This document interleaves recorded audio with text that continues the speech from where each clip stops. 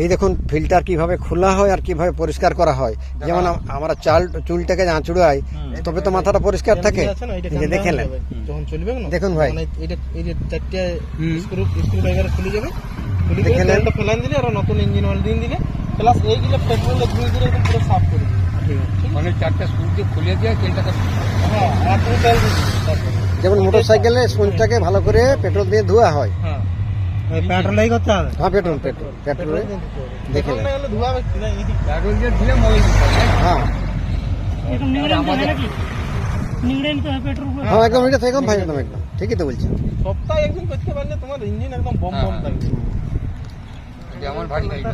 মানে 1 পিঢ়ির জায়গায় 3 পিঢ়ি যাবে। আরে বাবাকে ফাইন করবো এবার। যদি এক দুদিন চালালেও পরিষ্কার হতো। না চালালে চালালে ওই যে চুলাটা